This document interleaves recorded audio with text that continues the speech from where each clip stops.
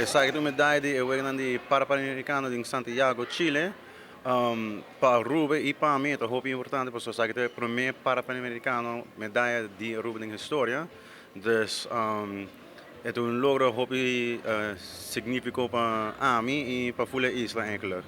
A peleia não vai bom, na temporada quando estava na Chile, está muito, como diz, muito bom vibes, muito feliz, muito gente que está gosto nos.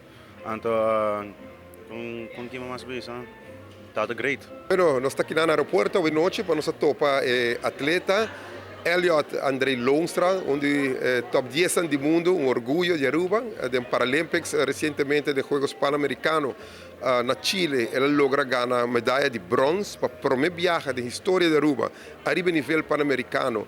Aruba está logra isso aqui, está para a razão aí, nós vimos também para encontrar Elliot Andrei Loonstra, para agradecer também com o logro grande, medalha de bronze arriba nível aqui. Uma palavra para bem?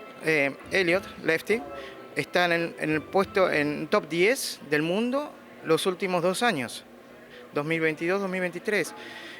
Nos quedamos este año en puesto 7, puesto 8 y no pudimos mejorarlo porque es un año muy competitivo por los puntos para el tema de París 2024, del cual los primeros 6 del ranking van directamente. Nosotros no pudimos lograr ese primer objetivo y vamos a tener que ir a clasificación en abril en Santo Domingo para ganar nuestra plaza en París 2024. Se você quer algo, vai per. Purba, se te coisa mais importante mesmo bem bem. Se você não purba, não está aí essa. Se você quer purba, eventualmente pode vir melhor, então pode lograr se você. Meu, quero me dizer que não, pero